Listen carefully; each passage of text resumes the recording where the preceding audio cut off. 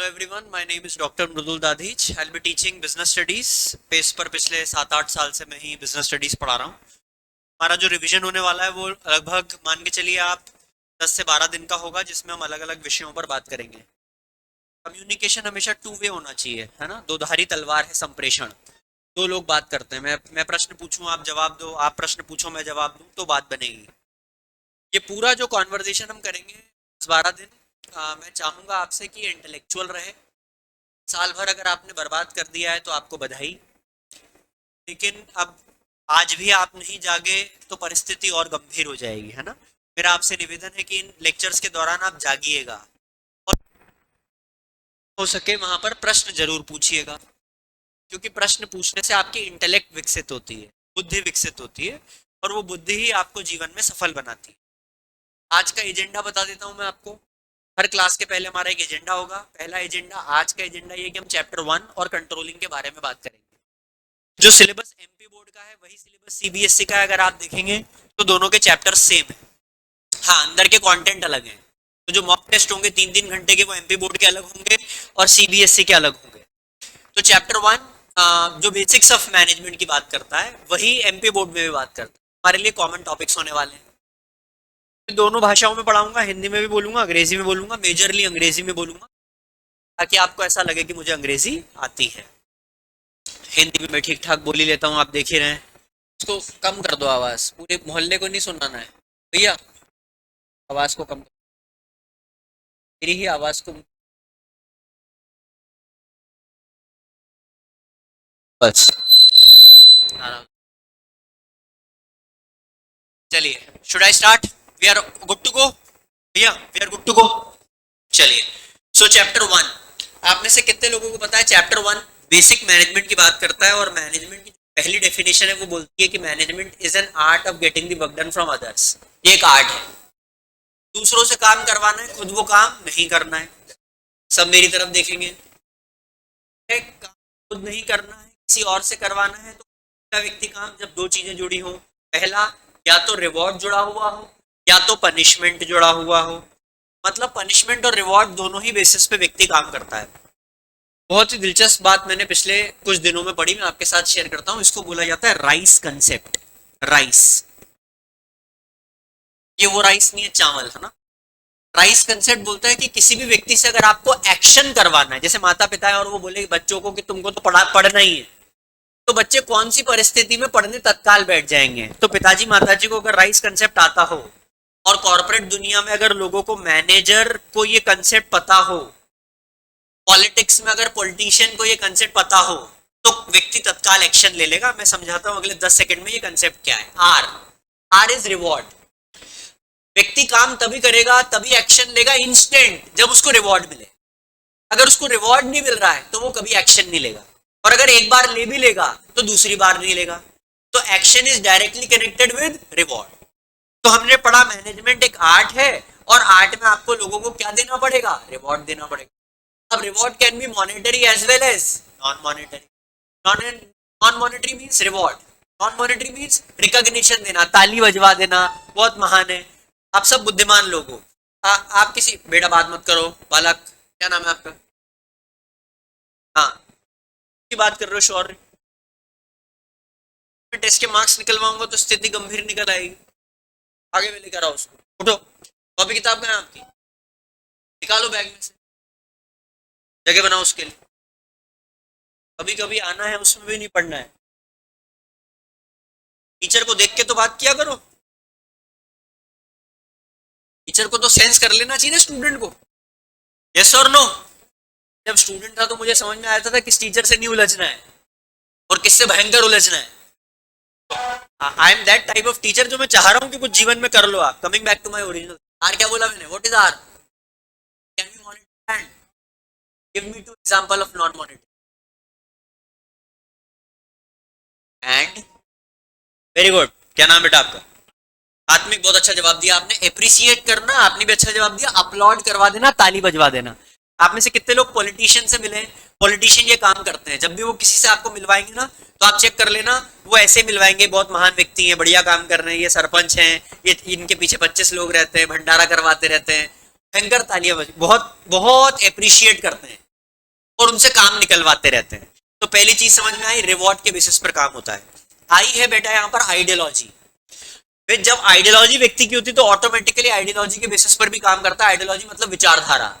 तो मैं हिंदुत्व वाली विचारधारा अगर रखूंगा तो मैं तत्काल एक्शन ले लूंगा। जैसे कोई बोलेगा कि भंडारा करवा रहे हनुमान जी का, और अगर मैं हनुमान जी को मानता हूं तो मैं तत्काल वहां पहुंच जाऊंगा।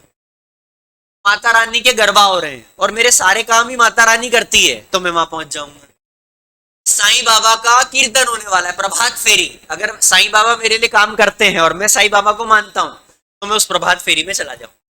आइडियोलॉजी के बेसिस पे व्यक्ति काम करता है। आई इज आइडियोलॉजी, विचारधारा। सी इज कोर्जन। ध्यान से सुनिएगा, कोर्जन। कोर्जन का मतलब होता है मुझे इतना पीड़ित कर दिया, इतना दबा दिया कि अब मेरे पास विकल्प ही नहीं है तुम्हारे खिलाफ आवाज उठाने के अलावा।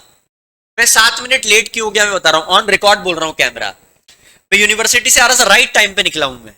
5 मिनट का मार्जिन ज्यादा लेके निकला हूं कि पहला दिन है तो राइट टाइम पर पहुंचू। फिर भी मैं 8 मिनट लेट आया हूं, क्योंकि पता है किसकी शादी है? शुक्ला जी के बेटे की शादी है। बोलो शुक्ला जी के बेटे की शादी है तो पूरा एक रोड ब्लॉक है, और पूरा एक रोड ब्लॉक है तो एक ही रोड से आवन जावन दोनों चल रहा है। और आवन दान दोनों दोनों चल रहा है, इसमें भी कोई बुराई नहीं है, उसमें भी उनकी गाड़ियां बीच में खड़ी हुई है। और 2 ट्रैफिक पुलिस वाले हैं जो रास्ता ठीक करवाने की असफल कोशिश कर रहे हैं। सीज कोर्जन। इस वक्त पता है मुझे क्या लगा? उस वक्त मुझे लगा यार मैं गाड़ी साइड में खड़ी करता हूँ, मेरे फेसबुक पर तीनों अकाउंट मिला के 15,000 स्टूडेंट मेरे से कनेक्टेड है, और मैं फेसबुक लाइव करता हूँ। फेसबुक लाइव करके पत्रकार बन जाता हूँ और यहाँ की वस्तु स्थिति बताता हूँ कि ये इस देश में चल क्या रहा है, और इस वीडियो को बना के पीएमओ को भेजता हूँ, प्राइम मिनिस्टर ऑफिस को, और चीफ मिनिस्टर ऑफिस को भेजता हूँ कि किस तरह का आतंक शहर में मचाया हुआ है। यू हैव मनी के बच्चे की शादी, आप बड़ा ऑडिटोरियम बुक करो ना, कहीं दूर जहां ट्रैफिक जाम ना लगे, आम लोगों को परेशानी ना हो। मैं यहाँ आना था ना बेटा, वीडियो बनी ही नहीं। मैंने कहा गाड़ी साइड में करके वीडियो बनाऊं। अच्छा, मैं अगर वीडियो बनाने गाड़ी साइड में खड़ी करता तो पीछे वाले मेरे को बोलते भाई साहब आप कौन हो, आगे लो गाड़ी, क्योंकि आप जाम फंसा रहे हो। That is cohesion. कोहर्जन मतलब I was feeling that I am an await I am an await citizen, लेकिन मैं कुछ कर नहीं पा रहा हूं। तो कोहर्जन मतलब आपको कोई इतना परेशान कर देता है कि एक लेवल के बाद आप बोलते हो मैं एक्शन लेके रहूंगा। कितने लोग मेरी बात से सहमत हैं? घर में भी घर वाले बोलते रहते ना ये बात वो बात ये बात ये बात, एक लेवल के बाद आप बोलते सुनो मम्मी आपने बहुत डांट लिया, मेरी बात भी सुन लो। वो कोहर्जन है। रिवॉर्ड, एक समय के बाद पीड़ित नहीं होना चाहता व्यक्ति, एक समय के बाद वो क्या बनना चाहता है? क्रांतिकारी, और एक्शन लेना चाहता है। R is reward, I is ideology, C is coercion, और लास्ट है बेटा ई, जिसको हम बोलते हैं ईगो। ईगो, जब व्यक्ति के ईगो पे बात आती है तो व्यक्ति तत्काल एक्शन लेता है। लड़ाई में आप देखना अक्सर ऐसा होता है, 2 लोग जा रहे हैं, किसी ने एक कट मार दिया, जैसे ही किसी ने कट मारा, एक व्यक्ति जो अहंकारी होता है वो पहली लाइन क्या बोलता है? अब मैं तुम्हें बताता हूं कि मैं कौन हूं, मैं पूर्व वार्ड पार्षद को जानता हूं, उसके भंडारे पे पुरुषगारी करता हूं, मैं तुमको बताता हूं कि मैं कौन, मेरी जेब में तो 20 रुपए ही हैं अभी, लेकिन मैं बताता हूं कि मैं कौन। तो व्यक्ति ईगो के बेसिस पे भी काम लेता है, तत्काल एक्शन लेता है व्यक्ति ईगो में, तत्काल। किसी ने घर बनाया और ऊंची दीवार खींच दी तो इसके अंदर ईगो होगा ना, वो बोलेगा चलो एक ट्राला डलवाओ और ऊंची करवा दो दीवार। ट्राला लोन लेके डलवा रहा है लेकिन किसके कारण एक्शन ले रहा है? ईगो के कारण। तो व्यक्ति एक्शन 4 बेसिस पे लेता है। चारों बताओ, पहला क्या है? रिवॉर्ड, पैसा मिले, मॉनेटरी नॉन मॉनेटरी। दूसरा आइडियोलॉजी, विचारधारा, विचारधारा का टकराव होगा, व्यक्ति तत्काल एक्शन लेगा। तीसरा कोहर्जन, इतना पीड़ित कर दिया सामने वाले को कि अब उसके पास कोई विकल्प ही नहीं बचा। ये लाइन बहुत मजेदार है, बहुत अच्छे समझ में आएगी आपको। जब व्यक्ति सामने वाले के खिलाफ एक्शन नहीं ले पाता, देखो कोहर्जन कितनी खतरनाक चीज है, मजा आएगा अगर आपको समझ में आए तो। कोहर्जन इतनी खतरनाक चीज है कि व्यक्ति जब दूसरे के खिलाफ एक्शन नहीं ले पाता तो वो खुद के खिलाफ ले लेता है। हाँ, यस, बिल्कुल सही बोला उसने कि वो व्यक्ति क्या कर लेता है? आत्महत्या कर लेता है। इतने पीड़ित शोषित लोग आपको समाज और प्रशासन से मिलेंगे कि हम बार बार एफआईआर दर्ज करवाने गए नहीं दर्ज करी, तो उन्होंने खुद ही वहां पे पेट्रोल डाल के अपने आप को आग लगा ली। कोअर्जन में व्यक्ति एक्शन तो जरूर लेगा, या तो बाहर ले या तो खुद के लिए ले। और लास्ट इज ईगो। मैंने एक क्यों आपको लेक्चर के शुरुआत में समझाया बेटा, management is an art of getting the work done from others. और आर्ट का मतलब है कि आपको सामने वाले से एक्शन करवाना है, और एक्शन सामने वाला तभी करेगा जब आप एज अ मैनेजर ये जानो कि मैं क्या रिवॉर्ड दे दूं, क्या आइडियोलॉजी को ट्रिगर करूं, क्या कोअर्जन है और क्या ईगो फैक्टर है लोगों के अंदर, तो व्यक्ति काम कर देगा। कितने लोगों को ये पहला विचार समझ में आ गया? Raise your hand. यहां तक किसी को कोई डाउट हो तो पूछ लीजिए। कोई डाउट नहीं है। मैनेजमेंट में हम थोड़ा सा और आगे जाते हैं। जब हम बात करते हैं मैनेजमेंट की, तो बेटा टोटल 3 लेवल काम करते हैं मैनेजमेंट पे, टॉप, मिडिल और प्राइम मिनिस्टर ऑफिस की अगर हम बात करें तो पीएमओ टॉप लेवल पर जाएगा। अगर मैं यूनिवर्सिटी की बात करूं तो trustee, dean, registrar, vice chancellor, chancellor सब टॉप लेवल पर जाएंगे। अगर मैं स्कूल की बात करूं तो प्रिंसिपल टॉप लेवल पर जाएगा। अगर मैं आपके घर की बात करूं तो पिताजी टॉप लेवल पर जाएंगे। अगर मैं स्कूल की बात करूं तो सारी फैकल्टी मिडिल लेवल पर आएगी। अगर मैं पेस की बात करूं तो सफाई काम करने वाले कर्मचारी लोअर लेवल पर जाएंगे। हर लेवल के पास अपने अपने पावर हैं, और जब वो उस पावर को एग्जीक्यूट करते हैं ऑर्गेनाइजेशनल गोल के लिए, तो ही गोल अचीव हो पाएगा। तो टॉप लेवल का काम क्या है? विजन बनाना, मिशन बनाना। विजन बनाना मतलब कहां जाना है, मिशन मतलब कैसे जाना है। दोनों का अंतर समझ लो। विजन मतलब और मिशन मतलब कैसे जाना है। मिडिल लेवल का काम क्या है? टॉप की कही हुई बातों को किसको समझाना? लोअर को समझाना। लोअर का काम क्या है? सोचना नहीं, करना। लोअर सबसे बड़ी गलती क्या करता है? सोचता बहुत है। पक्का बता रहा हूं मैं। जैसे आप किसी निचले स्तर के कर्मचारी को बोलोगे तुम्हें सफाई करनी है, तो 5 मिनट तो वो पूरा उनका कुनबा इसी पर चर्चा करता रहेगा कि कहां से शुरू करना चाहिए अपने। सफाई अगर करनी है तो कहां से शुरू करें? अगर नीचे से करेंगे तो फिर गंदा होगा। बहुत चर्चाएं करेंगे। They talk lot and do less, but my point here is do more and talk. तो लोअर लेवल का काम है सोचो कम करो, टॉप लेवल का काम है सोचो ज्यादा करो, लोगों को रखो काम करने के लिए। ये बात आप हमेशा ध्यान रखना। जितना टॉप लेवल खुद काम करेगा ना, उतर उतर के, खुद फील्ड पे उतर के काम करेगा, उतना टॉप लेवल का टाइम बर्बाद होगा। और टॉप लेवल के लिए everything is time. Mukesh Ambani सिर्फ विजन क्रिएट करता है और पूरा लाइन ऑफ एक्शन बनाता है, खुद जाके वो काम नहीं करता है, उसके लिए वो लोग रखता है। नरेंद्र मोदी जी टॉप लेवल पर बैठे हुए, वो जानते हैं किसको चुनाव लड़ना है, वो रैली करवाते हैं और वो अपने निचले लोगों को भेजकर काम करवाते हैं, तभी काम गति से होगा। अंग्रेजी का एक बहुत पावरफुल कोट है, मेरे पुराने स्टूडेंट यह बात को जानते हैं, if you try to control everything you will end up controlling nothing. अगर आप सब कुछ कंट्रोल करने की कोशिश करेंगे, अंततः आप कुछ भी कंट्रोल नहीं कर पाए। तो it is better to control important things and not to control less important. Is it clear? यहां तक किसी को कोई डाउट है? लेवल कितने हो गए बेटा? 3, टॉप, मिडिल, लोअर। अच्छा, अगर मैं आपसे बात करूं ऑब्जेक्टिव कितने होते हैं, तो ऑब्जेक्टिव भी 3 होते हैं organisation. Organisational objective, social objective, personal objective. मैं आप सबका ध्यान सोशल ऑब्जेक्टिव की तरफ लाना चाहता हूं। What is social objective? What is social objective? Welfare of the society. और what is social objective? What is society के भले के लिए जो काम किया जाए। तो मैं आपको सोशल ऑब्जेक्टिव में पहली चीज बता रहा हूं बेटा, सोशल ऑब्जेक्टिव का मतलब होता है समाज के प्रति आपके दायित्व का निर्वहन करना है आपको, क्योंकि सब कुछ आपको सोसाइटी दे रही है। सब इधर देखिए एक मिनट। जिस रोड पर आप चलते हैं वो आपने नहीं बनाया है, जो ऑक्सीजन आप कंज्यूम करते हैं वो पेड़ आपने नहीं लगाया है, जिस घर में आप रहते हो वो आपने अपने हाथों से नहीं बनाया है, जो मोबाइल आप यूज करते हो किसी और की इंटेलिजेंस काम कर रही हो, just paying money out of it, सिर्फ आप पैसा दे रहे हो। तो पैसा देने में आप उसकी पूरी यूटिलिटी का जो फायदा उठा रहे हो, आपकी जिम्मेदारी है कि आप समाज को कुछ दो। मैं प्रयागराज एक बार गया था और एक संत से मेरी मुलाकात हुई। मैंने उनसे पूछा मैं क्या कर सकता हूँ प्रयागराज के लिए। बढ़िया जवाब दिया उन्होंने बोला अभी तो तुम बढ़िया ठीक ठाक काम कर रहे हो, लेकिन जीवन में तुम्हारे पास बहुत पैसा आ जाए ना, तो जिस घाट पर बैठकर तुमने स्नान लिया है त्रिवेणी का और गंगा का, प्रयास करना जीवन में कोई एक घाट बना पाओ। और तुमको सिर्फ वहां पर ईंटें वीटें मंगवानी होगी, सीमेंट विमेंट मंगवाना हो और घाट बनवा देना, ताकि दूसरे लोग जो स्नान करना है उनके लिए व्यवस्था दुरुस्त हो। But I want to quote you बेटा, सोशल ऑब्जेक्टिव का मतलब ये है कि आप समाज को क्या दे रहे हैं। हम दिन भर ये सोचते हैं हम समाज से क्या ले लें। मेरा आपको ये कहना है कि आप एक बार चेक करो कि आप समाज को क्या दे सकते हो। जैसे फॉर एग्जाम्पल मैं यहाँ पर पढ़ा रहा हूँ, है ना, what is my social objective, बढ़िया बात बताता हूँ। मेरा सोशल ऑब्जेक्टिव क्या हो सकता है, आपको पढ़ाना। तो ये मेरा ऑर्गेनाइजेशनल ऑब्जेक्टिव है, इन लोगों ने बोला है कि आकर पढ़ाओ। मेरा सोशल ऑब्जेक्टिव ये है कि मैं जो आपको पढ़ाया आज, मेरी कई स्टूडेंट से पहली मुलाकात हो रही है, तो आज के 10 साल बाद भी आप मुझसे मिलो तो आपको याद आना चाहिए कि यार सर ने अपने को राइस कंसेप्ट पढ़ाया था कि किसी से जीवन में एक्शन लिखवाना है, तो रिवॉर्ड, आइडियोलॉजी, कोवर्जन और ईगो के बेसिस पे अपन एक्शन ले सकते हैं।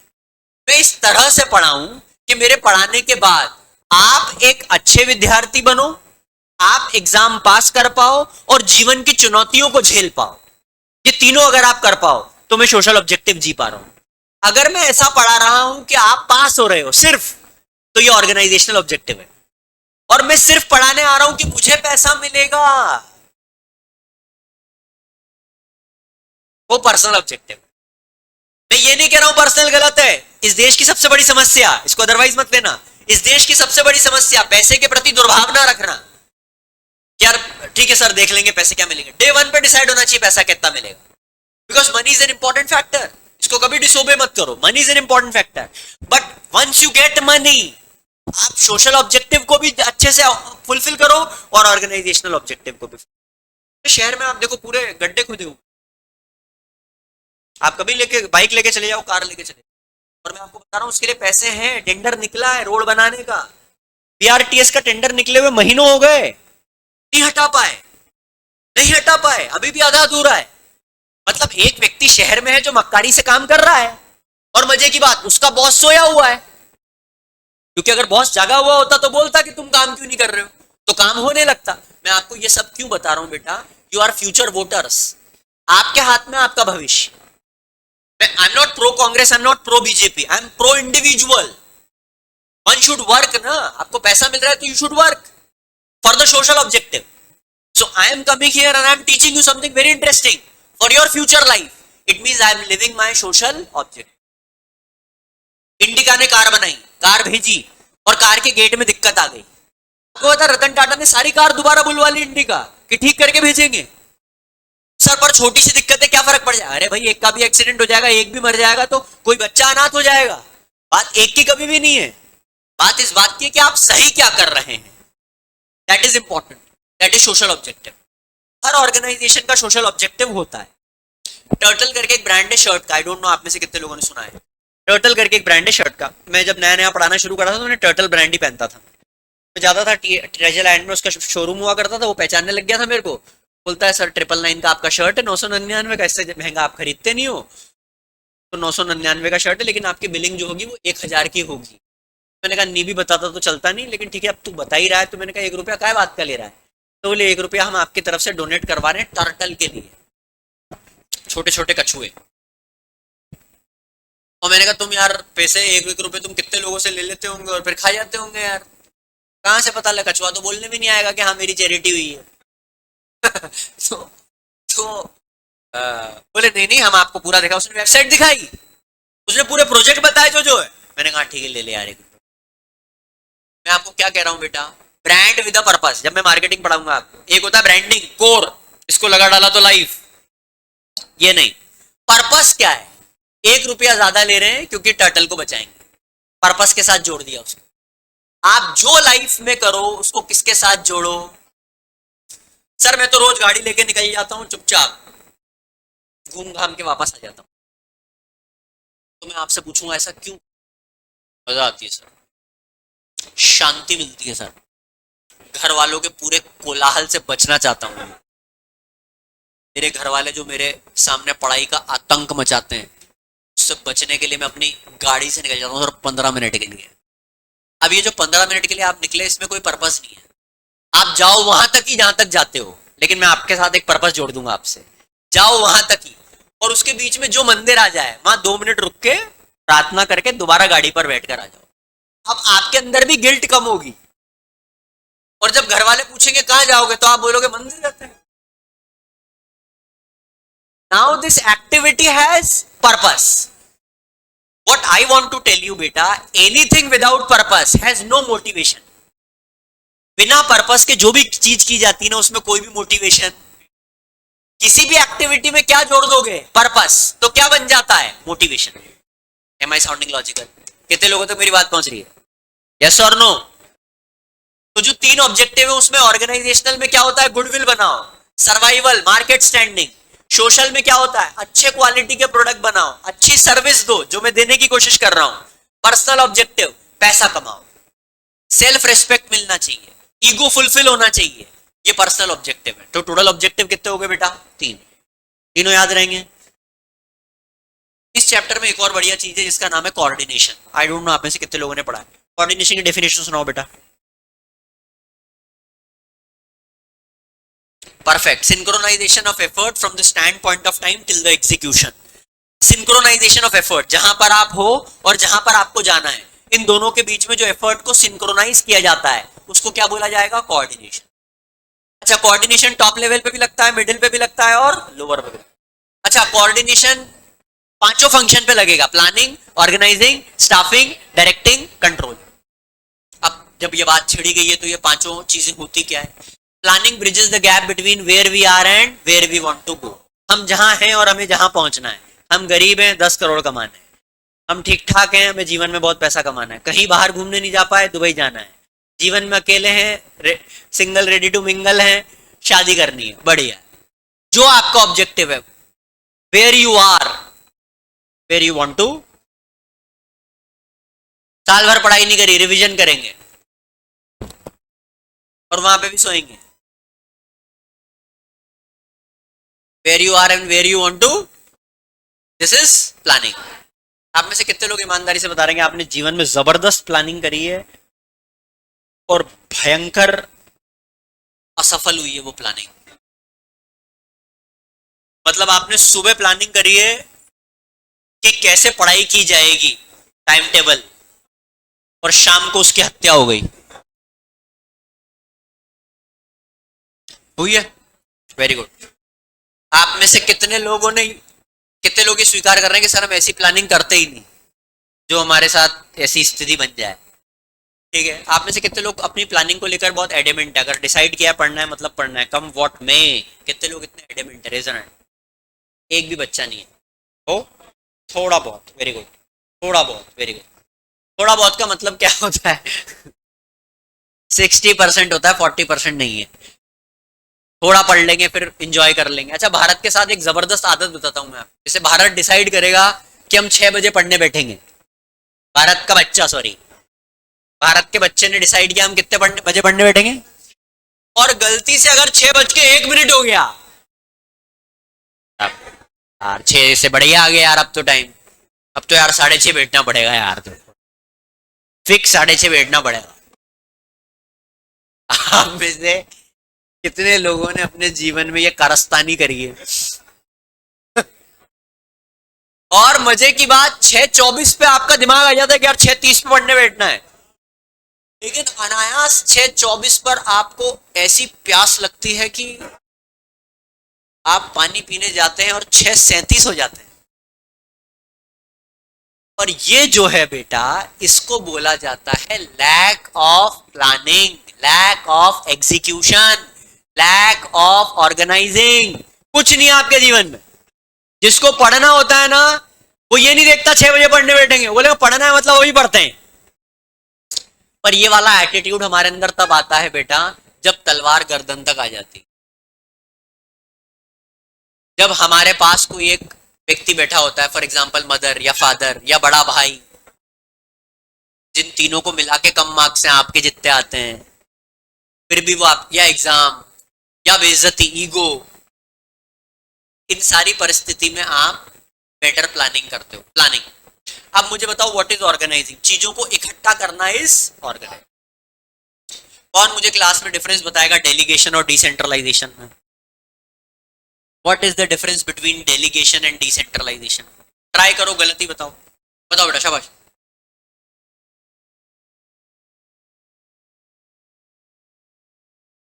नहीं, डेलीगेशन में किसी एक व्यक्ति को एक काम बांटा जाता है, और डिसेंट्रलाइजेशन में अलग अलग लेवल पर काम बांटा जाता है। सब बच्चे लोग ध्यान से सुनेंगे, एक ही बार में समझा रहा हूं। डिसेंट्रलाइजेशन में हर लेवल पर काम को बांट दिया जाता है। डेलीगेशन में अपना एक काम किसी एक व्यक्ति को देते हो आप, और उस काम से रिलेटेड उसको क्या देते हो, अथॉरिटी, और क्या देते हो, रिस्पॉन्सिबिलिटी, और क्या देते हो, अकाउंटेबिलिटी। तीनों चीजें, अथॉरिटी अधिकार, रिस्पॉन्सिबिलिटी जिम्मेदारी, अकाउंटेबिलिटी जवाबदेही, कि अगर काम नहीं हुआ तो तुम्हें जवाब देना होगा। जैसे पिताजी ने आपको बोला देख तेरे को पढ़ने के लिए क्या क्या चाहिए, आपने लिस्ट दे दी उनको कि ये सब चाहिए, पिताजी ने सब लाके दे दिया। और क्या चाहिए, बोले मेरे को टेंशन नहीं चाहिए आप लोगों की तरफ से। पिताजी ने कहा इसको आज के बाद टेंशन देना बंद कर, कोई इससे काम मत करो, कोई बात नहीं। और क्या चाहिए तेरे को, अच्छे मार्क्स लेकर आऊं तो ट्रिप चाहिए बाहर का, चलो डन, ये भी लिख के दे दिया तेरे को कि ट्रिप देंगे। अब तो कुछ नहीं चाहिए, बोले अथॉरिटी मिल गई। रिस्पॉन्सिबिलिटी क्या है, पढ़ाई करो। और ये सारा तामझाम करने के बाद आए अपने 42%। अब जवाब दो, जवाब आप वही दोगे, अच्छे लोगों के साथ ही क्यों बुरा होता है पापा।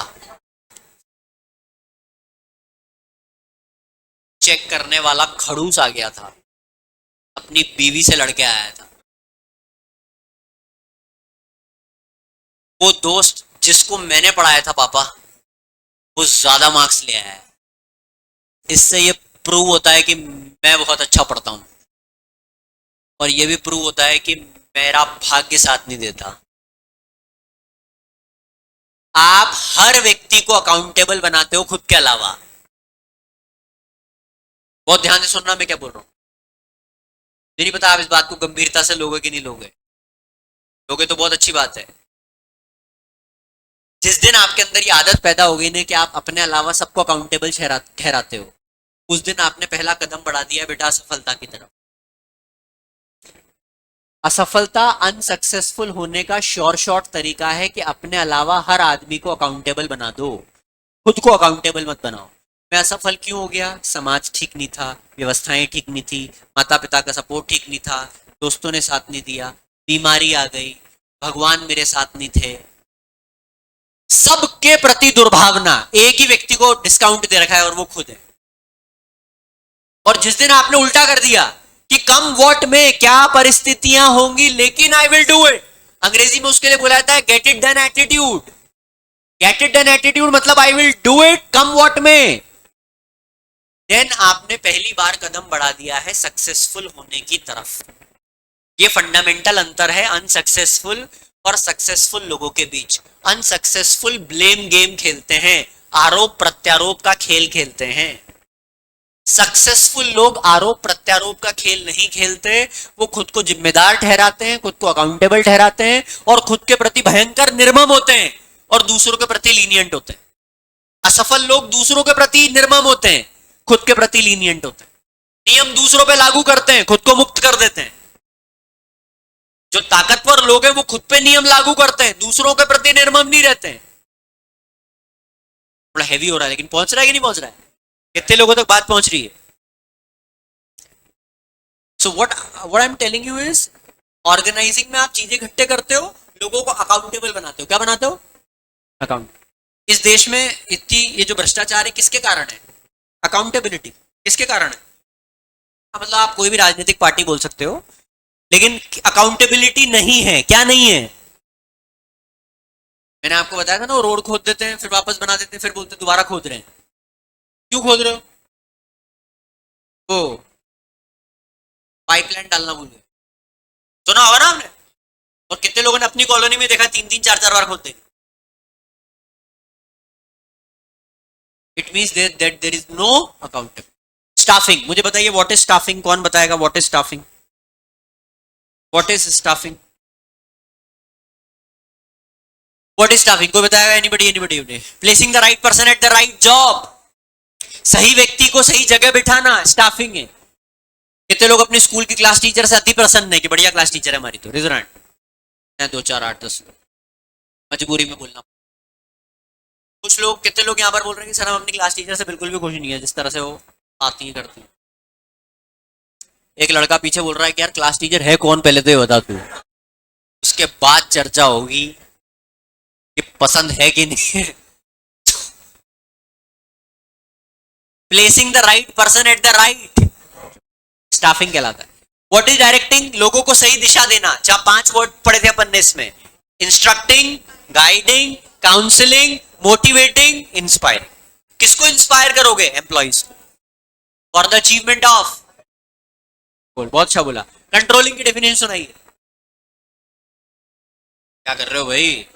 Comparing actual performance with the plan performance, finding out the deviation, taking corrective action. क्या, कौन सा एक्शन लेना है? Corrective action. जब भी कुछ गलती हो तो अगले दिन बैठकर उसका करेक्टिव एक्शन ले लेना चाहिए। ये कंट्रोलिंग की डेफिनेशन है। अच्छा, मैनेजमेंट एक परफेक्ट साइंस है क्या? नहीं, इनएग्जैक्ट साइंस है। कौन सा साइंस है? मैनेजमेंट एक परफेक्ट आर्ट है क्या? हाँ, मैनेजमेंट एक परफेक्ट आर्ट है। ये आर्ट परफेक्ट है मैनेजमेंट। क्या मैनेजमेंट एक परफेक्ट प्रोफेशन है? नहीं, मैनेजमेंट एक डेवलपिंग प्रोफेशन है। कौन सा प्रोफेशन है? Developing profession. अच्छा, 2-4 पॉइंट चेक करते हैं। क्या किताबें और कंटेंट अवेलेबल है बेटा मैनेजमेंट में? क्या आर्ट में भी है? क्या साइंस में भी है? और प्रोफेशन में भी है। हर जगह किताबें अवेलेबल। अगर मैं आपसे पूछूं क्रिएटिविटी किस में होती है? आर्ट में। बहुत बढ़िया बात बोलिए। मैं अगर आपसे पूछूं पर्सनलाइज्ड एप्लीकेशन, हर व्यक्ति अपने हिसाब से आर्ट को यूज करता है, बिल्कुल सही है। और हर व्यक्ति अपने हिसाब से मैनेजमेंट लगाता है। कुछ लोग होते हैं जो ऑटोक्रेसी से सिस्टम चलाते हैं, कुछ लोग होते हैं डेमोक्रेसी से सिस्टम चलाते हैं। कुछ लोग बोलते हैं ना ऑटोक्रेसी से चलाएंगे ना डेमोक्रेसी से चलाएंगे, हम तो फ्री रेन लीडरशिप चलाएंगे। Free rein, FREEREIN, free rein leadership करके लीडरशिप की स्टाइल है। जब मैं आपको डायरेक्टिंग पढ़ाऊंगा तो उसमें समझाऊंगा कि फ्री रेन लीडरशिप क्या होती है। और ये बहुत अच्छी लीडरशिप है, फ्री रेन लीडरशिप। ये बिल्कुल कल्चर में चल रही है और इट इज फेब्यूलस। तो कंपेयर करो एक्चुअल परफॉर्मेंस और प्लान परफॉर्मेंस। और करेक्टिव एक्शन तब लो जब जरूरी हो। जैसे आपने बोला 70 मार्क्स लेकर आऊंगा मैं, और आप लेकर आए 80,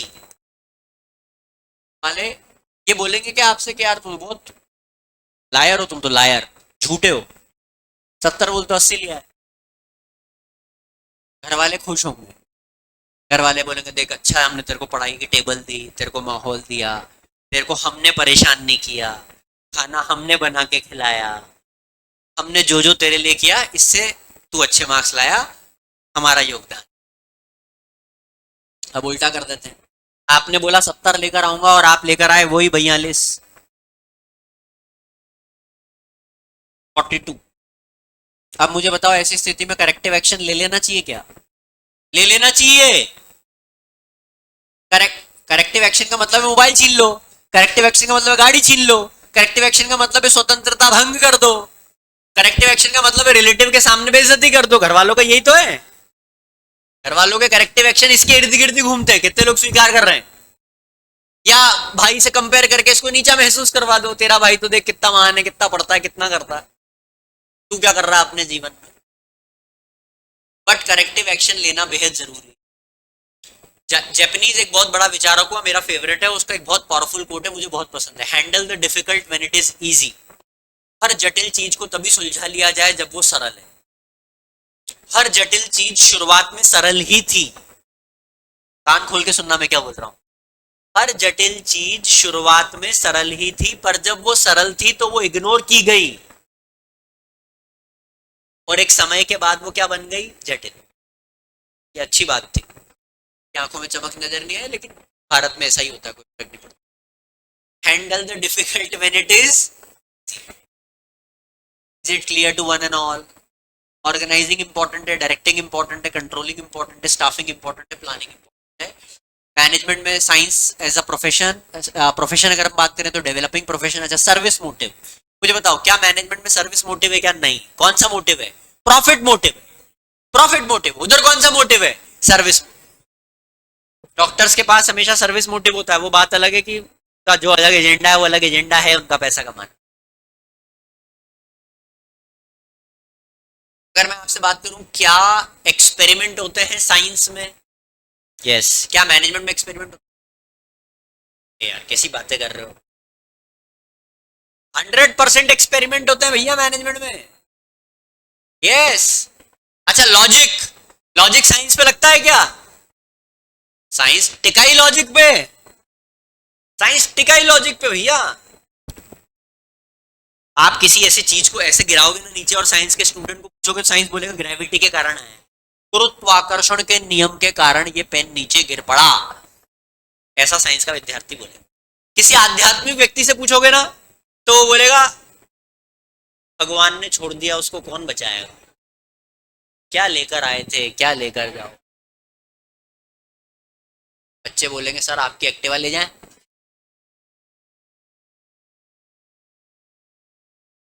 आध्यात्मिक व्यक्ति की भाषा और साइंटिफिक व्यक्ति की भाषा एकदम अलग अलग होती है, आप चेक कर लेना। साइंटिफिक आदमी हर बात में पूछता है क्यों, और आध्यात्मिक व्यक्ति क्यों नहीं पूछता। आध्यात्मिक व्यक्ति हमेशा क्यों किसी और पे डाल देता है। किसी और कौन होता है, भगवान। घटना उसके साथ घटी, आध्यात्मिक व्यक्ति बोलेगा भगवान ऐसा ही चाहता था। मैं पक्का बता रहा हूं आपको, this is the language of a religious person. Scientific व्यक्ति बोलेगा ऐसा इसलिए हुआ, क्यों, क्योंकि वो पता लगाने की कोशिश करेगा और उसको ठीक करने की कोशिश करेगा, उसके पीछे का रूट कॉज पता लगाएगा। क्या पता लगाएगा, रूट कॉज, और उसको रेक्टिफाई करेगा। Am I sounding logical? This is the difference between a scientific individual and a religious individual. But science में एक्सपेरिमेंट लगते हैं, मैनेजमेंट में एक्सपेरिमेंट लगते हैं। लॉजिक दोनों पे लगता है क्या, लॉजिक दोनों पे लगता है। किस पे लगता है, मैनेजमेंट पे लगेगा क्या लॉजिक, नो। पूछो क्यों, नो लॉजिक इन मैनेजमेंट। पूछो क्यों, क्योंकि इसमें कौन इन्वॉल्व है बेटा, ह्यूमन इन्वॉल्व। और जहां पर ह्यूमन इन्वॉल्व है वहां पर कोई भी लॉजिक नहीं लगा सकते आप। ह्यूमन जो आज महसूस कर रहा है वो कल महसूस, कल छोड़ो 15 मिनट बाद ही महसूस नहीं करेगा। ह्यूमन अंग्रेजी में बहुत प्यारा वर्ड है, इतना फ्रजाइल है। क्या है, सुना है क्या वर्ड आपने, फ्रजाइल। इतना सेंसिटिव है कि आज कुछ बोलेगा कल परसों नरसों अपनी बात पे लगातार बदलता रहता है। तो कोऑर्डिनेशन लेवल टॉप, ये बेसिक चीज है। आई वांट कि आपको यहाँ तक कोई डाउट है तो पूछ लीजिए इन चैप्टर 1। अब आपकी मेरे से मुलाकात आज हो गई है, कल आपके पास विकल्प होगा कि कल आप लेकर आए चैप्टर 1 और चैप्टर 2 के डाउट्स। अगर कुछ होंगे तो हम क्लास के 1 घंटे के बाद आप लोगों के साथ डिस्कस करेंगे। आज हम थोड़ा डिस्कशन अब कंट्रोलिंग के बारे में करना चाहते हैं। सब मेरी तरफ देखिए बेटा। पहली चीज, जिस देश में आप जी रहे हैं वहां पर कंट्रोलिंग का मतलब होता है किसी को कमांड देना। और मैं आपको यह सिखाना चाहता हूं कि कंट्रोलिंग इस तरह से होना चाहिए कि वो ऑटो मोड में हो। किस में हो, ऑटो मोड। ऑटो मोड में मतलब सामने वाला खुद ही ऐसा सिस्टम में बंध जाए कि वो कंट्रोलिंग के तहत काम करे। पर ऐसा हो नहीं पाता इस देश में, क्योंकि we are not system driven country. हम सिस्टम ड्रिवन कंट्री नहीं है, हम पीपल ड्रिवन कंट्री है। यहाँ पर सिस्टम गवर्न नहीं करता है। जब सिस्टम गवर्न करने लग जाएगा तो ऑटोमेटिकली चीजें ठीक होने लग जाएगी। लेकिन क्योंकि यहाँ पर लोग गवर्न करते हैं तो भ्रष्टाचार फैलता है। और इसीलिए दो चीजें पैदा हुई, एक प्लान परफॉर्मेंस और एक एक्चुअल परफॉर्मेंस। और दोनों को कंपेयर करके करेक्टिव एक्शन लेंगे, जैसा हमने डेफिनेशन में पढ़ा। लेकिन सवाल ये उठता है कि प्रोसेस क्या है प्लानिंग का, प्रोसेस क्या है कंट्रोलिंग का। तो सबसे पहले तो आपको ऑब्जेक्टिव बनाने पड़ेंगे। ऑब्जेक्टिव बनाने के बाद अगला स्टेप में क्या करना होगा, आपको स्टैंडर्ड सेट करने पड़ेंगे। मतलब आपको एस्टैब्लिशिंग स्टैंडर्ड बोल लीजिए, एस्टैब्लिशिंग ऑब्जेक्टिव बोल लीजिए, दोनों में से कुछ भी बोल सकते हैं। अच्छा, उसके बाद आपको इवैल्यूएट करना है तीसरे पर, और सेकंड पर पता लगाना है कि एक्चुअल परफॉर्मेंस क्या है। कंपेयर करना है, कंपेयर करके इवैल्यूएट करना है, और फाइनली आपको क्या, डेविएशन पता लगा के करेक्टिव एक्शन लेना है। लेकिन इसमें सबसे इंपॉर्टेंट चीज क्या है वो सुनो। इसमें सबसे इंपॉर्टेंट चीज है बेटा KRA। KRA is key result area. सब ध्यान देंगे, what is key result area. सब मेरी तरफ देखो, बढ़िया चीज सिखा रहा हूं। आप जिस एज में हो ना बेटा, अभी 16, 17, 18 में, इस वक्त आपके लिए की रिजल्ट एरिया सिर्फ स्टडी है। Rest everything is foolishness, I am telling you. को करिकुलर एक्टिविटी करो, करना चाहिए। ट्रैवल कर रहे हो, करना चाहिए। किताबें पढ़ो, पढ़ना चाहिए। Except study, study is your KRA, key result area, क्योंकि वही रिजल्ट लेकर आएगा। हर कंट्रोल करने के पहले ये चेक कर लो क्या ये की रिजल्ट एरिया है कि नहीं है। फॉर एग्जाम्पल, आज मेरा सेशन चल रहा है, यहां पर कोई भी नहीं है, एक व्यक्ति को यहां पर होना चाहिए। फॉर एग्जाम्पल, ऐसा मैं मानता हूं। और अगर यहां पर एक व्यक्ति को होना चाहिए, मेरे लिए अगर ये KRA है तो मैं बाहर जाके बोलूं, और मेरे लिए अगर ये KRA नहीं है तो मैं इस पर कोई एक्शन ना लूं। अगले 20 साल के लिए मैं आपको ये सबक सिखाना चाहता हूं। अपनी ऊर्जा को गलत जगह व्यर्थ मत करो। वर्दी ओपोनेंट चूज करो। दुश्मन वर्दी होने चाहिए। छोटे बौने दुश्मनों के साथ कभी मत उलझो, आपकी एनर्जी को ड्रेन करते हो। महान दुश्मन बनाओ, महान युद्ध लड़ो। उसमें पराजित भी हो जाओगे ना तो भी बहुत कुछ सीखो। छोटे युद्ध लड़ोगे, छोटे युद्ध में जीत भी जाओगे तो भी कुछ नहीं पाओगे। मैंने अपने जीवन में देखा है, लोग गाड़ी लेकर जाते हैं, किसी ने कट मार दिया, वहां लड़ लेंगे और 15 मिनट लड़ लेंगे और उस लड़ाई को जीत के आएंगे और घर आके अपनी वीर गाथा गाएंगे। और अगर आप देखोगे उन्होंने जीवन में क्या पाया, और अली कुछ नहीं पाया, लेकिन उनके दिमाग में उन्होंने बहुत कुछ पा लिया। आप जब वर्दी ओपोनेंट को चूज करते हो तो आप बेटर बनने लगते हो। चेक कर लो आप। इनफैक्ट मैंने तो किताबों में पढ़ा है कि दुश्मन से आप उतना नहीं सीखते जितना दोस्तों से आप उतना नहीं सीखते जितना आप दुश्मनों से सीखते हो। दुश्मन आपको जगाए हुए रखता है, अपमान आपको जगाए हुए रखता है, आप बेटर काम करने की कोशिश करते हो। यस और नो? तो करेक्टिव एक्शन हर बात पे ले लें कि नेगेटिव डेविएशन पे लें? बहुत बढ़िया। कंट्रोल हर चीज को करें कि KRA चेक कर लें। What is KRA? Key result area. और एक होता है MBE, मैनेजमेंट बाय एक्सेप्शन। और what is management by exception? If you try to control everything you will end up controlling nothing. सब कंट्रोल करने की कोशिश में आप कुछ भी कंट्रोल नहीं कर पाए, नहीं कर पाओगे। ये है MBE। दोनों बताओ एक बार क्या है? KRA क्या है? What is key result area? कहां से फाइनल रिजल्ट निकलेगा? That is KRA। And MBE क्या है? Management by exception. एग्जांपल नहीं, management by exception. What is this? If you try to control you will end up controlling. तो ये process of controlling हमने discuss किया। अच्छा, क्या कंट्रोलिंग और प्लानिंग दोनों कनेक्टेड हैं? अरे भाई, प्लानिंग करोगे तभी तो क्या करोगे। और मजे की बात, कंट्रोलिंग करने के बाद उसको देखकर आगे की क्या करोगे? प्लानिंग।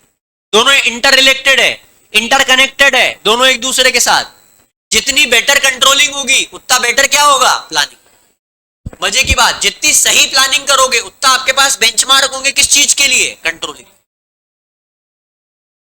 तो planning and controlling both are interrelated, interdependent and connected. मैं आप लोगों से प्लानिंग और कंट्रोलिंग दोनों की डेफिनेशन पूछना चाहता हूं। बताइए, what is the definition of planning? बड़ी वाली डेफिनेशन नहीं, और बड़ी। बहुत बढ़िया। Planning is the mental disposition in which we think before we act and we act in the light of. दूसरी डेफिनेशन प्लानिंग की, gap between where we are and. अब कंट्रोलिंग सुनाओ।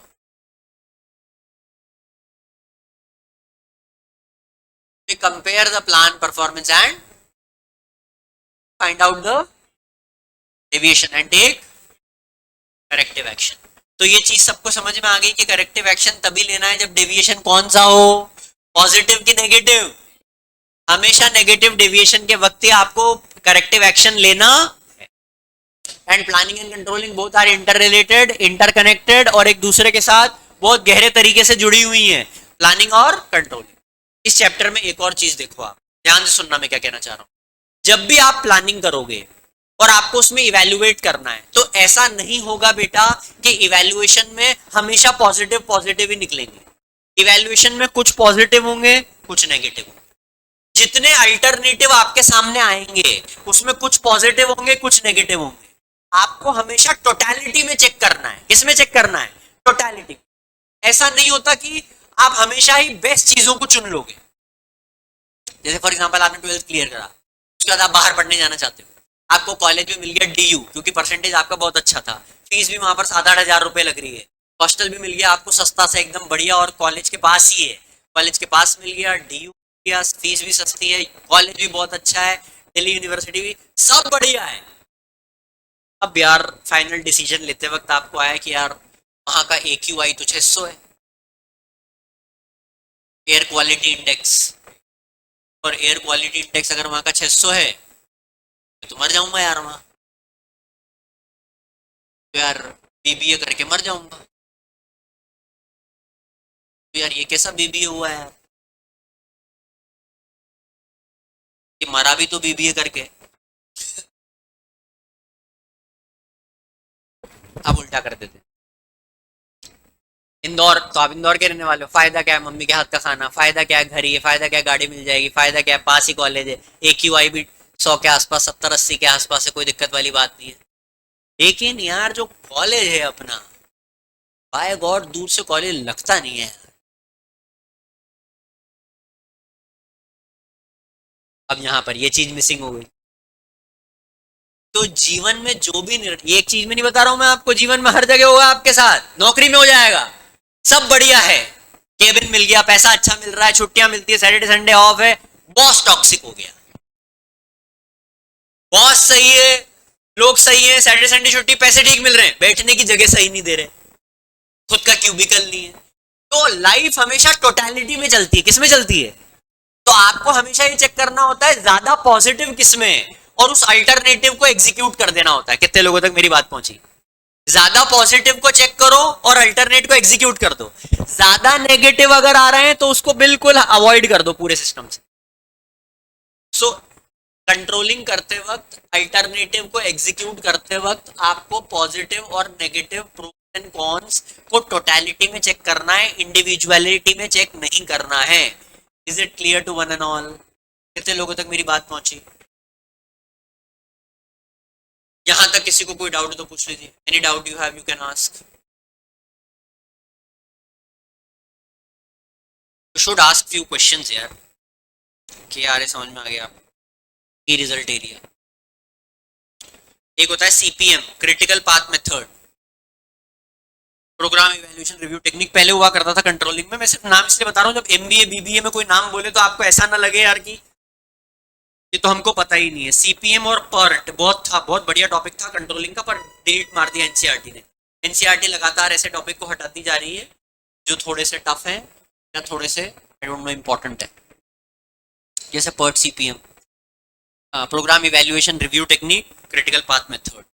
चलिए आई थिंक आज के लिए काफी है। जिन लोगों को डाउट है वो मैं 2-4-5 मिनट रुका हुआ हूँ, you can ask doubt and we can conclude this session. Thank you very much, God bless you all, keep smiling. कल और होगी हमारी मुलाकात। हाँ, थैंक यू।